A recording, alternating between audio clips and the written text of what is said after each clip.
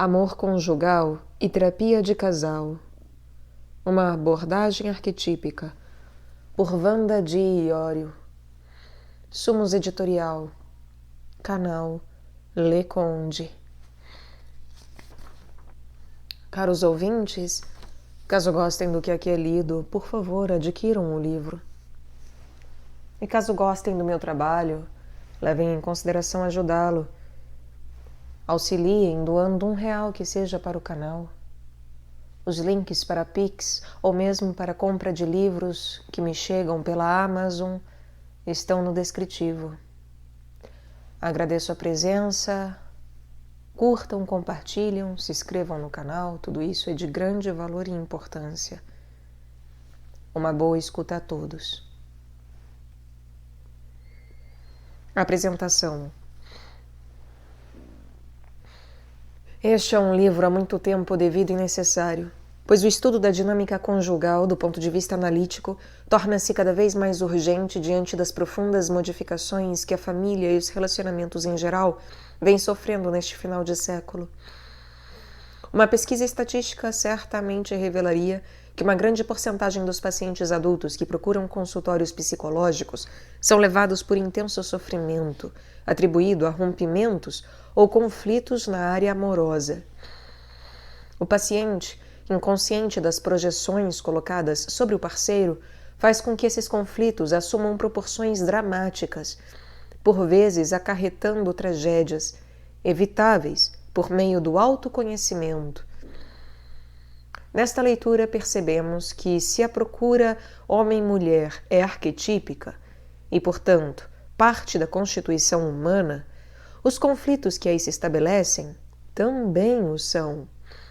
Assim vemos como o homem e a mulher, enredados pelos complexos herdados e ou adquiridos, procuram resolver suas neuroses na relação conjugal. Pensando ser original, com frequência, um casal apenas repete padrões antiquíssimos, com frases e comportamentos que fazem parte da história da humanidade. As fantasias idealizadas, que visam uma reparação primária, como Wanda coloca tão bem, além do domínio que exercem, paralisam o indivíduo, aprisionando-o em relações destrutivas ou impedindo-o de solucionar no presente diferenças até banais. Aprisionados em emoções aparentemente sem sentido, o homem e a mulher tentam se libertar com pensamentos e atos racionais, que geralmente apenas intensificam o sofrimento. Wanda desmistifica também os viciados em paixão, aqueles para os quais esta funciona como única força motora e o parceiro é apenas uma droga cambiável, sem a qual a vida não tem significado. Deste modo, vai se evidenciando que, embora sejam inúmeros os tipos de casais, eles são finitos quando neuróticos. Só os relacionamentos saudáveis são criativos e imprevisíveis. Qualquer outro é padronizado e, ao revelar esses padrões, Wanda faz uma pesquisa completa. Com os exemplos que utiliza, fica fácil, até para o leitor não especializado, reconhecer a dinâmica conjugal neurótica, com sua disputa narcísica e armadilhas decorrentes. Sensível nas suas observações e profunda nas reflexões, Wanda faz uso de sua formação psicodramática e analítica para compreender este fenômeno tão complexo e, ao mesmo tempo, fornece dados práticos de atuação psicoterápica, tanto para o clínico quanto para os casais que buscam melhorar sua convivência. Paulatinamente, o leitor vai sendo levado a discriminar os vários tipos de relacionamento de acordo com os complexos, tipos psicológicos e neuroses de cada parceiro e a perceber a conjugalidade como um lugar possível para o desenvolvimento da consciência e continuidade do processo de individuação. Portanto, este é um texto para ser lido no mínimo 2 vezes. Na primeira, o estilo casual e leve, com os exemplos vívicos apresentados, faz com que cheguemos rapidamente ao fim, à procura de soluções para as situações antes descritas. Na segunda, ou nas próximas, vamos com mais vagar, já numa atitude de estudo e reflexão, percebendo com que clareza o mistério do encontro amoroso é analisado em uma pesquisa sem redutivismos facilitadores ou explicações simplistas. Sem dúvida, este livro é para ser usado por estudantes e profissionais da área de saúde e educação que lidam com família e casais, assim como por leigos interessados no assunto ou que estejam passando por conflitos conjugais, pois aqui temos uma contribuição teórica original e um manual psicoterápico valioso. Denise Gimenez Ramos. Abre aspas. Portanto, como é a teoria que dá o valor e o significado que os fatos têm, ela frequentemente é muito útil, ainda que parcialmente falsa, pois ela projeta luz sobre fenômenos a que ninguém dava atenção, obriga a examinar sob vários aspectos fatos que ninguém estudara antes e estimula pesquisas mais extensas e bem-sucedidas. É, portanto, o dever moral do homem da ciência arriscar-se a cometer erros e sofrer críticas para que a ciência avance sempre. Fecha aspas. Guilaume Ferreiro. Introdução. Este trabalho é fruto de um longo caminho, que foi se delineando sutilmente na minha vida profissional e passou a ter forma diante de um apelo interno, provocado pela intensidade emocional com que o filme Eu Sei Que Vou Te Amar, de Arnaldo Jabor, veio a me tocar. A profundidade psicológica contida nos diálogos dos protagonistas nos coloca dentro da dor que a vivência da conjugalidade pode trazer. Foi justamente o fascínio pela emoção contida nesta vivência, aliada ao desejo de compreender no plano psicológico as diferentes dinâmicas que os casais nos apresentam, que me levou a buscar em cada passagem desse filme os possíveis significados expressos nas sucessivas cenas de paixão, ilusão, decepção, raiva, inveja, humor, sarcasmo, desejo de encontro e desesperança no desencontro. Assim, escrever sobre esse filme, há 8 anos, foi uma forma de começar a me construir como terapeuta de casal. Assim, o conteúdo desse filme passou a ser um referencial potencialmente teórico a ser explorado. Os instrumentos utilizados nesse caminho exploratório foram o estudo da psicologia analítica de Jung e os recursos psicodramáticos que se mostraram compatíveis na prática clínica com casais. No que se refere à psicologia analítica, buscou-se selecionar o maior número possível de referências teóricas que permitissem elaborar um pensar junguiano a respeito de diversas dinâmicas conjugais e uma abordagem correspondente. Isso foi feito, na maior parte do trabalho, transcrevendo trechos da obra do autor com o objetivo de recolher da fonte original aqueles elementos que podem ser considerados sólidos alicerces para a elaboração dessa construção. Outros autores também foram consultados com a finalidade de atualizar conceitos, possibilitando uma ampliação do raciocínio teórico prático desenvolvido inicialmente por Jung. Desta forma, foram utilizados os diversos conceitos da psicologia analítica como possíveis lentes através das quais fazer leituras teóricas sobre relacionamento conjugal, possibilitando também intervenções em vários níveis do conflito nessa área do relacionamento humano. Fazendo jus ao histórico subjetivo desse trabalho, este se inicia com um diálogo entre os protagonistas do filme. Eu sei que vou te amar, a partir do qual vários conceitos são discutidos em função dos diferentes momentos de um relacionamento conjugal e das dinâmicas psicológicas a eles relacionadas.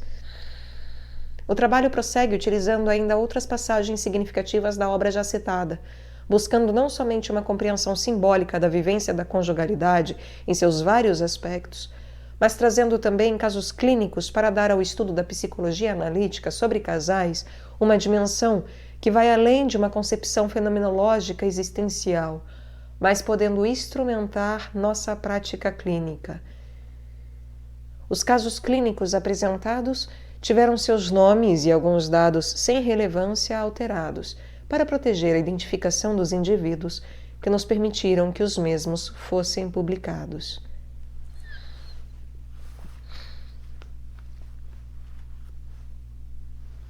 Segundo, paixão. Constelação de uma situação arquetípica.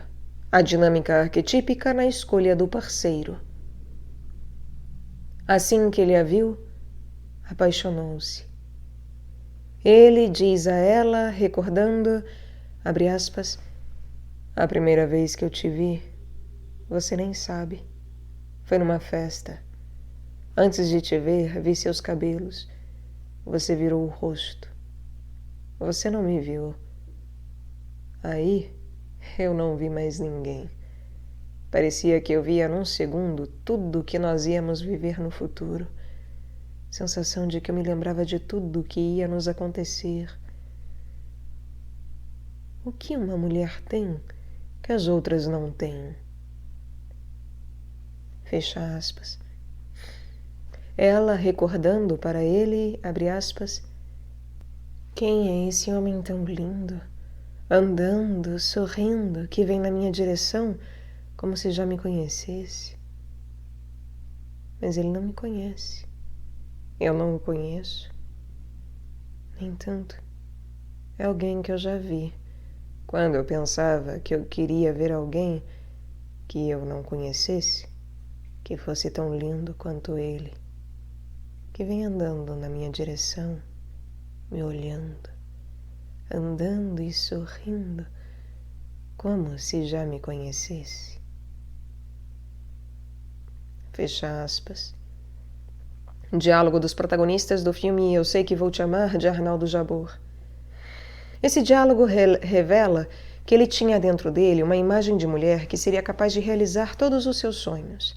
Essa imagem, que existia sob a forma de fantasias, projeta-se na pessoa de uma mulher, preenchendo-a como uma tela em branco, onde ele vê uma correspondência perfeita e única para realizar seus sonhos.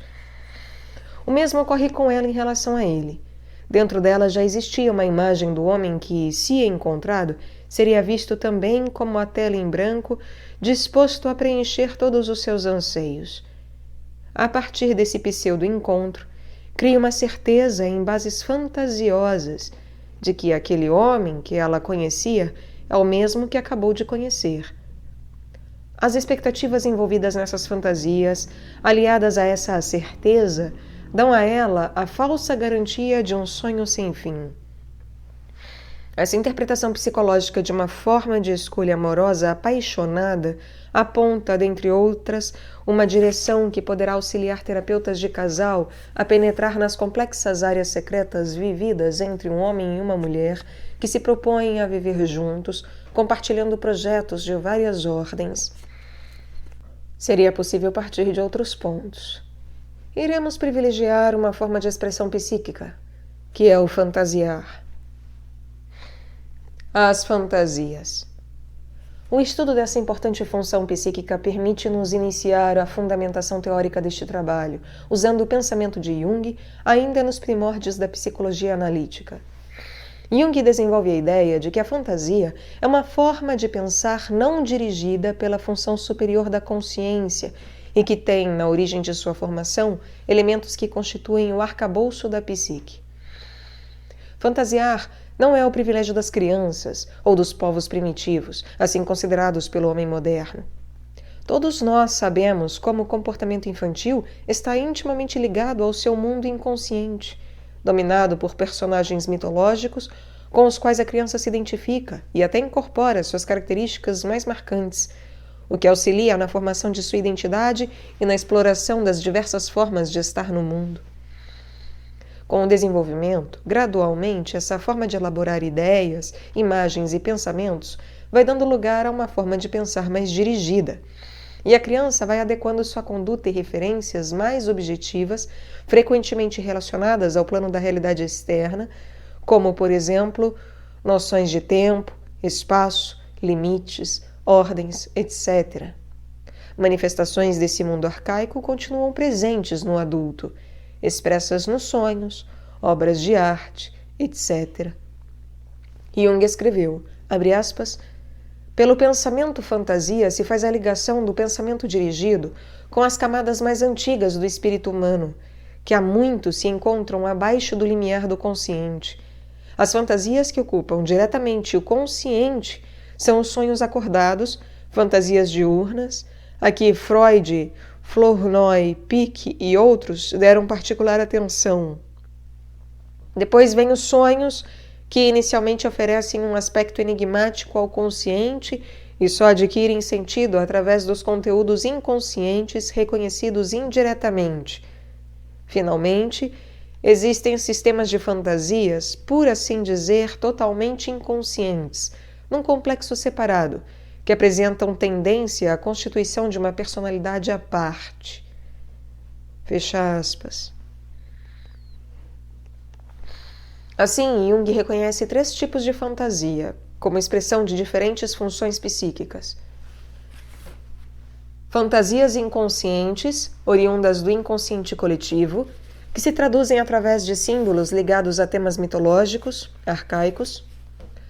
Fantasias inconscientes, oriundas do inconsciente pessoal, que se traduzem através de símbolos ligados aos complexos inconscientes, formadas pelos mecanismos de repressão ou por elementos que, por qualquer motivo, não alcançaram a consciência. Segundo Binton, os elementos que se tornaram inconscientes pela repressão e que foram assim mantidos pelos mecanismos de defesa vêm a constituir o que ele denomina sombra patológica, e os elementos inconscientes, ainda por se atualizarem, constituiriam a sombra normal na dinâmica psíquica.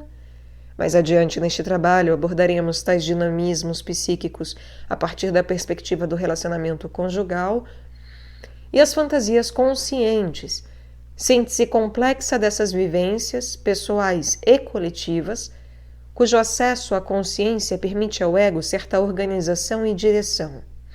Essas fantasias são muitas vezes traduzidas pelos desejos que, em suas expressões via ego, conduzem o indivíduo a materializá-los, buscando situações que, imagina, irão satisfazê-lo. Portanto, é importante estar atento às múltiplas possibilidades de interpretação que se encerram numa fantasia. É aconselhável Não nos deixar enganar apenas por sua manifestação mais materializada, expressa em desejos imediatos, mas nos abrir para abordá-la dentro de uma multiplicidade de sentidos que podem nos apontar vários caminhos. Com essa visão, podemos tentar desvendar alguns desses caminhos, partindo do diálogo citado.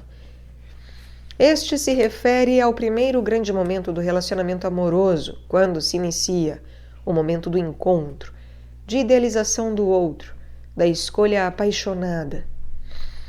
Nessa primeira fase do relacionamento amoroso, geralmente o que está em jogo é: quero ser feliz, e o outro certamente vai me dar essa felicidade, e eu certamente sou tudo o que o outro precisa para ser feliz. Embora pareça simplista demais, essa colocação contém, secreta ou abertamente, desejos vividos por todos nós, pelo menos em algum momento de nossas vidas.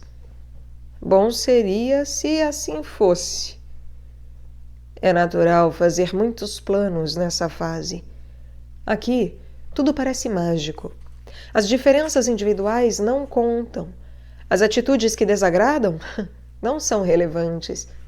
O que realmente importa é o desejo de um pelo outro. Essa fase é fundamental, pois facilita o encontro entre as pessoas e abre um campo fértil para vivências psicológicas profundas que, como poucas experiências humanas, a troca afetiva e emocional entre um homem e uma mulher possibilita.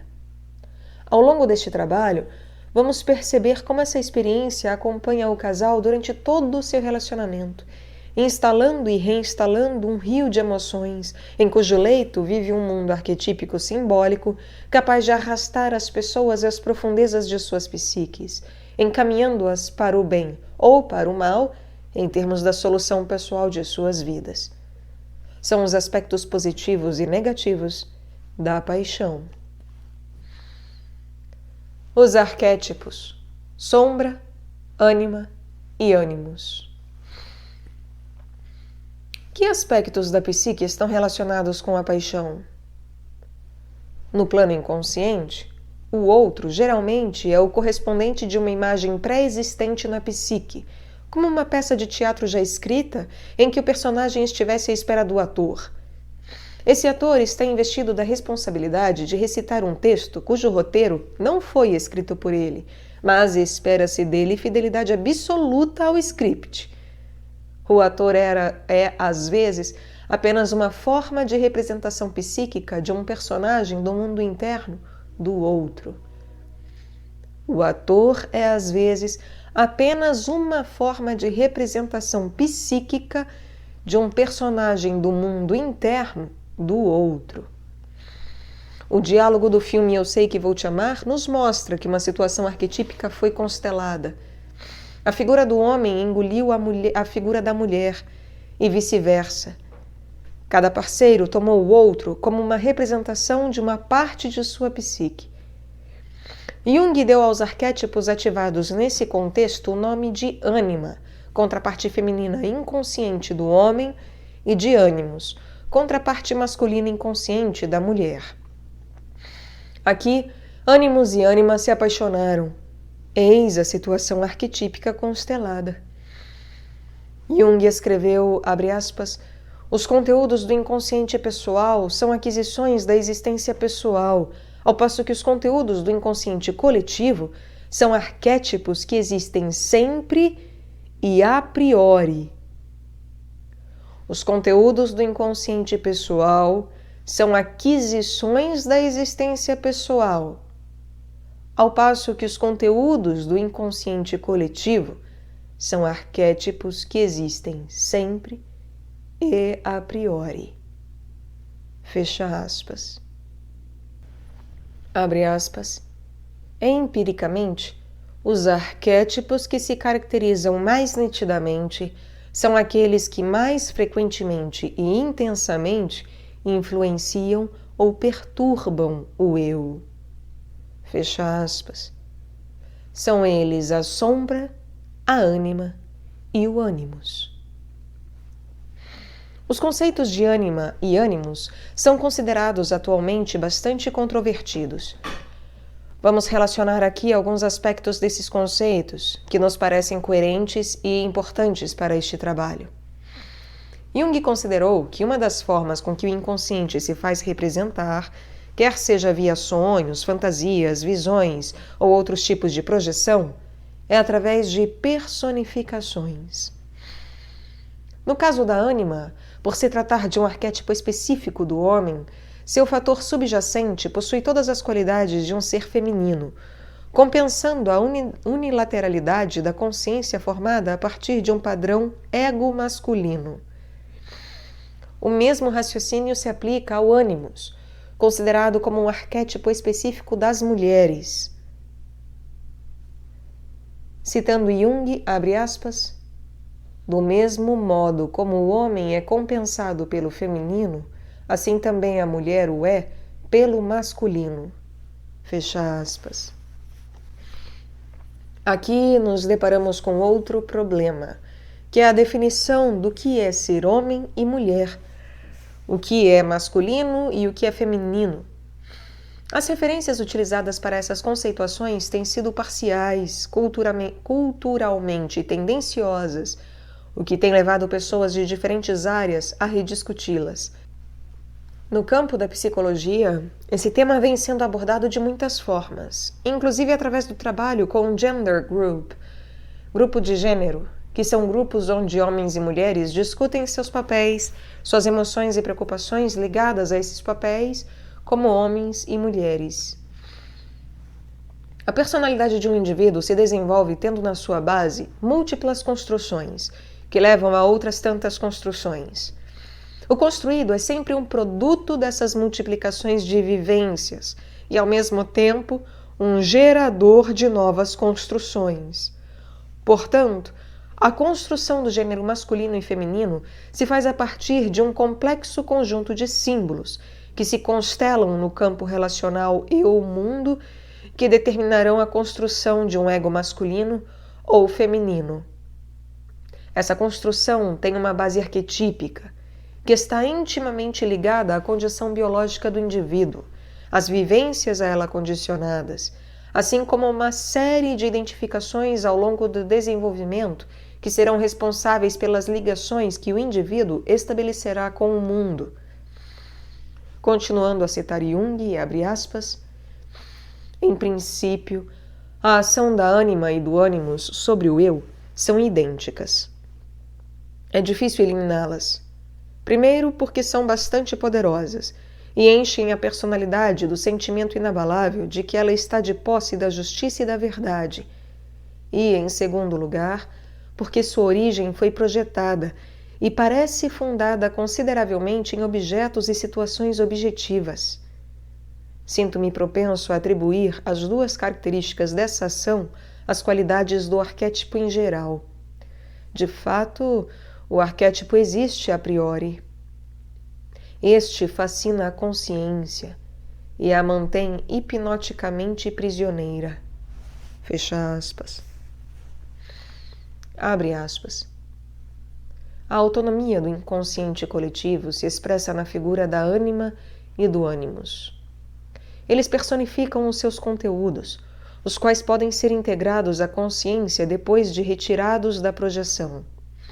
Neste sentido, constituem funções que transmitem conteúdos do inconsciente coletivo para a consciência. Aparecem os que se comportam como tais só na medida em que as tendências da consciência e do inconsciente não divergem em demasia. Mas, se surge uma tensão, a função até então inofensiva se ergue, personificada contra a consciência, comportando-se mais ou menos como uma cisão sistemática da personalidade ou como uma alma parcial. Mas esta comparação claudica a olhos vistos, porque nada daquilo que pertence à personalidade se acha separado dela. Pelo contrário, as duas formas constituem um acréscimo perturbador. A razão e a possibilidade de um tal comportamento residem no fato de que, embora os conteúdos da ânima e do ânimos possam ser integrados, a própria ânima e o próprio ânimos não o podem. porque são arquétipos. Consequentemente, a pedra fundamental da totalidade psíquica, que transcende as fronteiras da consciência, jamais poderá constituir-se em objeto da consciência reflexa. As atuações da ânima e do ânimos podem tornar-se conscientes, mas em si são fatores que transcendem o âmbito da consciência, escapando à observação direta e ao arbítrio do indivíduo. Por isso ficam autônomos, apesar da integração de seus conteúdos, razão pela qual não se deve perdê-los de vista. Fecha aspas.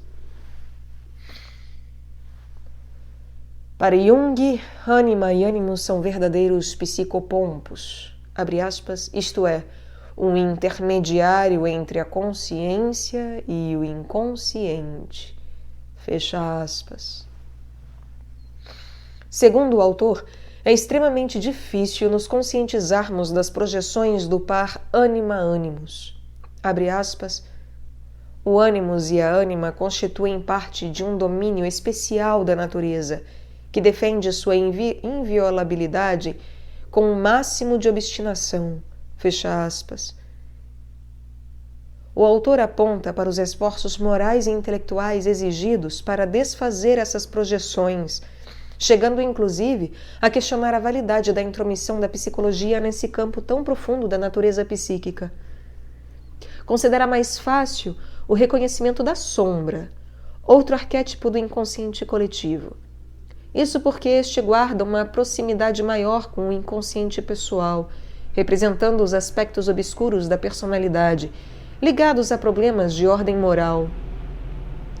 Cabe ao ego, com esforço e humildade, se aperceber como portador de alguns traços de inferioridade e também reconhecê-los como geradores de condutas, as quais, em geral, no mínimo, nos constrangem. O abalo moral que o ego sofre com esse confronto é compensado com a integração de certos conteúdos da sombra à consciência. Embora os conteúdos da sombra sejam mais acessíveis à consciência do que aqueles relacionados à ânima e ao ânimos, constatamos sempre uma interferência dinâmica desses arquétipos no nível consciente. Segundo a visão de Jung, muitas vezes a atuação deles chega a ser responsável pelo destino complicado com o qual nos deparamos. E o casamento pode ser um deles, chegando até a constituir um caminho trágico. A escolha do parceiro, geralmente, envolve um complexo arsenal de motivações, ligadas às vivências emocionais muito íntimas e profundas, incluindo as já citadas, de difícil representação no nível da consciência.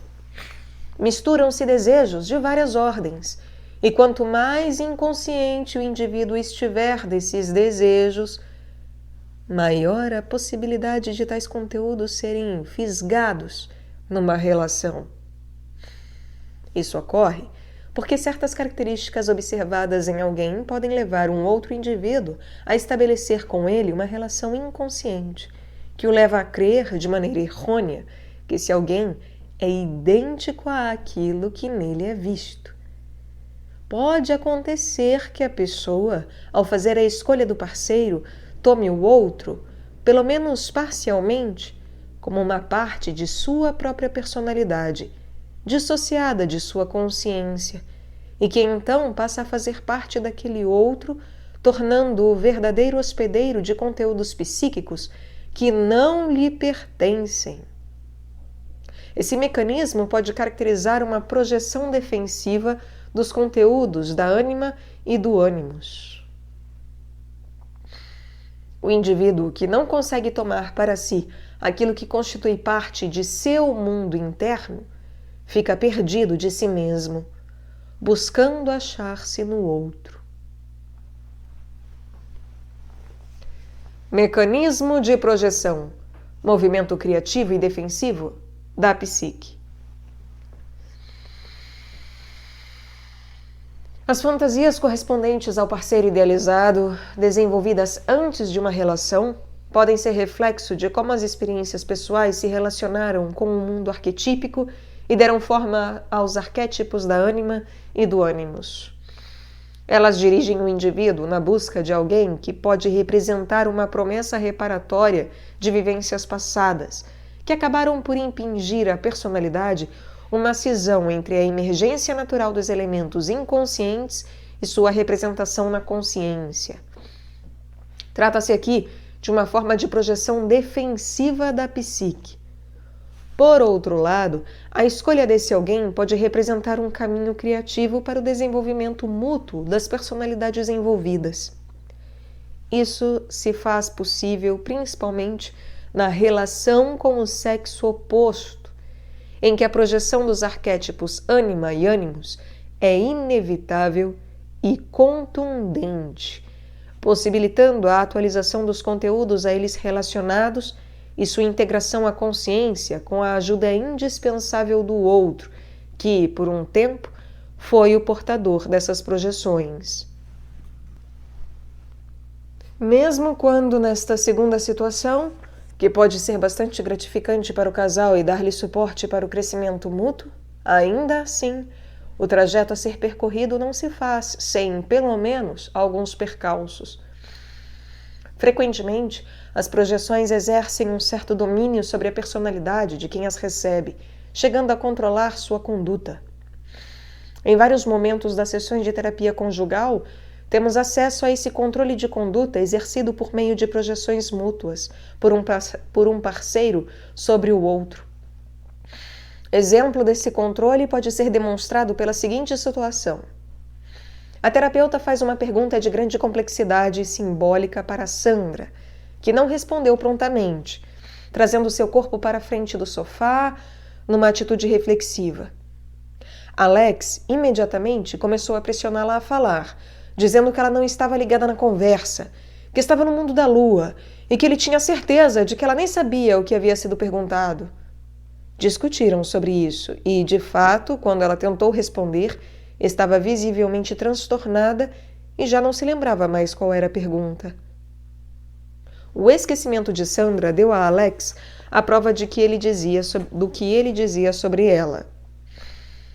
Ele só pôde entender o que de fato ocorreu nessa situação quando lhe foi perguntado se ele saberia reproduzir a pergunta que iniciara aquele conflito. Ele ficou perplexo quando se deu conta de que também não se lembrava. Ficara perturbado com aquela pergunta e, por não suportar a ansiedade causada pelo curto silêncio da esposa, teve um acesso de raiva que de fato a paralisou. Se não fosse a intervenção terapêutica, ele teria a falsa certeza de que ela não respondeu e nem responderia, porque não estava interessada naquele assunto. Um detalhe importante foi a contratransferência da terapeuta, que também, por alguns instantes, não conseguia se lembrar da pergunta que havia formulado, envolvida que foi pela emocionalidade do casal. Passaram-se alguns minutos até que se conseguiu retomar a pergunta. Essa situação foi muito útil para o casal perceber como o nível de ansiedade os perturbava e que qualquer sinal era interpretado segundo parâmetros internos, subjetivos.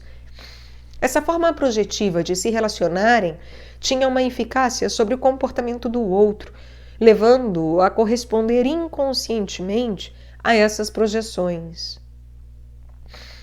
A força da imagem projetada deve ter sua origem na luminosidade do arquétipo, que, ao ser representado via projeção, tem efeito considerável na pessoa sobre quem a imagem incide. Nas relações conjugais, essa forma pode provocar diferentes tipos de reações nos parceiros, dependendo da fase de relacionamento em que se encontram e dos símbolos constelados no construir da relação. Da fascinação, no momento da escolha do cônjuge, ao ódio, às vezes mortal, em momentos posteriores, os implicados nessa relação são sempre igualmente responsáveis pelo desenrolar do drama. Os implicados nessa relação são sempre igualmente responsáveis pelo desenrolar do drama. Acabamos sendo atraídos por aquilo que mora dentro de nós. Constata-se inúmeras vezes que o motivo pelo qual os parceiros se escolheram serão mais tarde os mesmos que os levaram a grandes desentendimentos. Evidencia-se com isso a responsabilidade psicológica de ambos os parceiros nos conflitos conjugais. Jung escreveu, abre aspas, um tal fascínio nunca parte exclusivamente de uma pessoa para outra, mas é um fenômeno de relação, para o qual são necessárias duas pessoas, já que a pessoa fascinada precisa ter em si uma disposição correspondente. Mas a disposição tem que ser inconsciente, porque, se assim não for, não se produz o efeito fascinador. O fascínio é um fenômeno compulsivo, desprovido de motivação consciente, isto é, não é um processo volitivo, mas um fenômeno que surge do inconsciente e se impõe à consciência compulsivamente. Fecha aspas. Temos nos referido ao mecanismo de projeção neste trabalho. Talvez pelo fato de ser um mecanismo bastante conhecido e utilizado frequentemente por quem discute assuntos da área psicológica, não nos preocupamos até agora em conceituá-lo formalmente. Porém, nesse momento, isso se faz necessário para que tenhamos uma compreensão desse mecanismo sob duas perspectivas, a redutivista e a prospectiva. A primeira, redutivista, nos aponta para um mecanismo defensivo da psique, e a segunda, prospectiva, para um movimento que a psique faz em prol do seu próprio desenvolvimento. Pode ser que uma contenha a outra, mas aqui vamos tratá-las como dois movimentos antagônicos, um defensivo e outro criativo. A projeção defensiva pode ser definida como um mecanismo inconsciente, em que elementos da sombra são colocados fora do indivíduo pela impossibilidade de reconhecê-los como uma parte de sua psicologia, e para proteger o ego de qualquer aproximação com esse material, que ameaça sua integridade, vindo a constituir a sombra patológica. Escolhemos a definição de projeção de Jolande Jacobi, em que ela nos apresenta uma visão prospectiva, a favor do desenvolvimento. Abre aspas. Entendemos como projeção a transferência inconsciente e automática de um conteúdo psíquico para fora e para o interior de um objeto, com cuja propriedade esse conteúdo depois aparece. Tudo o que é inconsciente dentro do homem é projetado por ele num objeto situado fora do seu eu. Por essa razão, o processo de projeção faz parte da vida natural da psique, ou simplesmente do homem. Fecha aspas. Para compreender melhor a dinâmica conjugal, devemos ter sempre essa dupla visão em relação aos conteúdos projetados mutuamente. Ainda na fase da escolha, quando os parceiros estão envolvidos completamente pela paixão, é precoce um diagnóstico quanto à natureza criativa ou defensiva das projeções em jogo.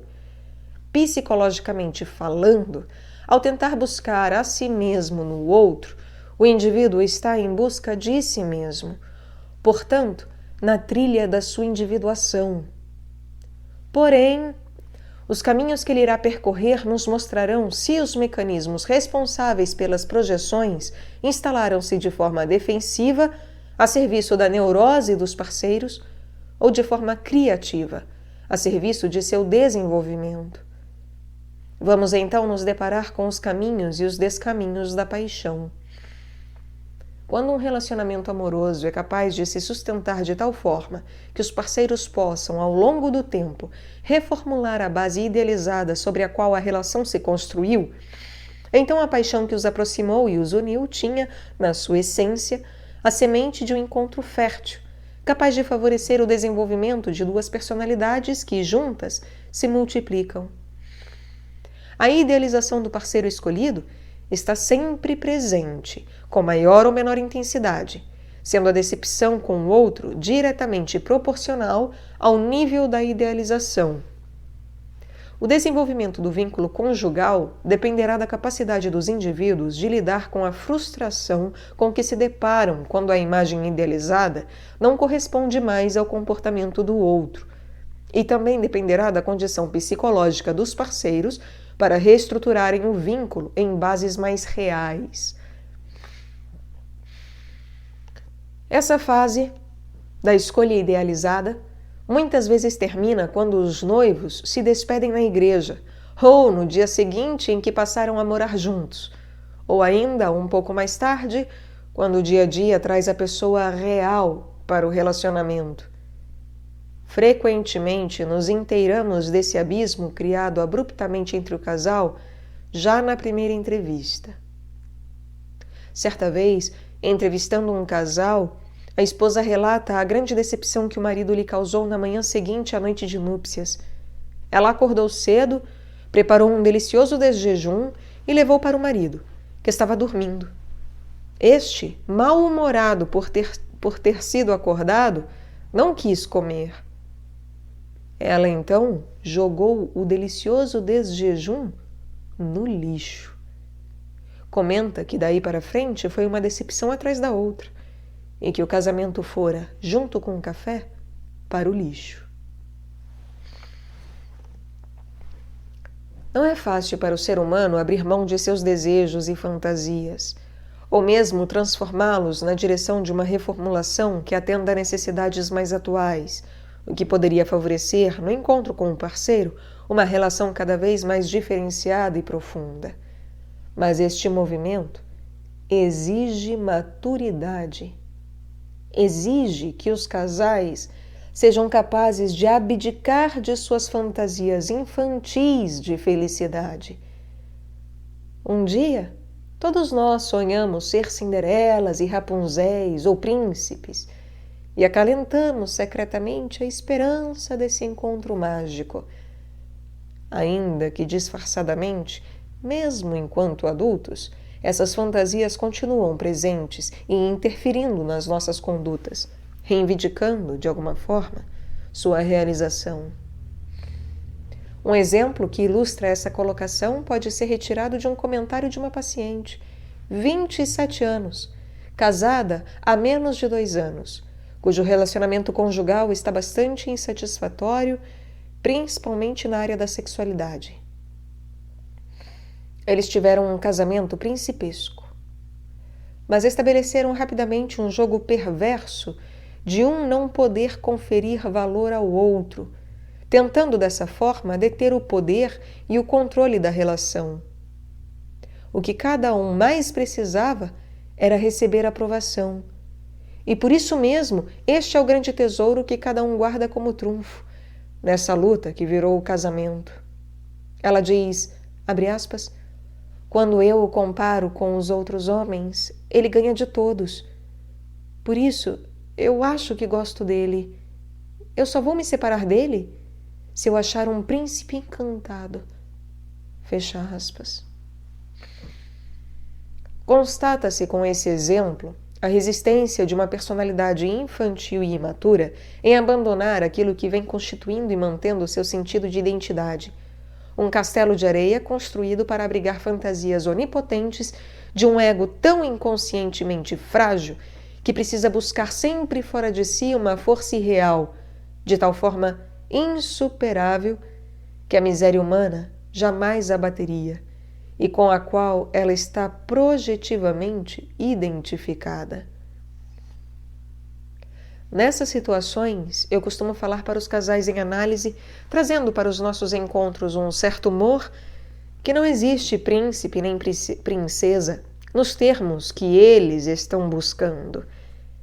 E acabo usando um exemplo da realidade atual, que é o caso do príncipe Charles e da princesa Diana, mostrando que eles também não são príncipes, se olharmos para o desenrolar de suas vidas amorosas e, principalmente, de como esse caso acabou.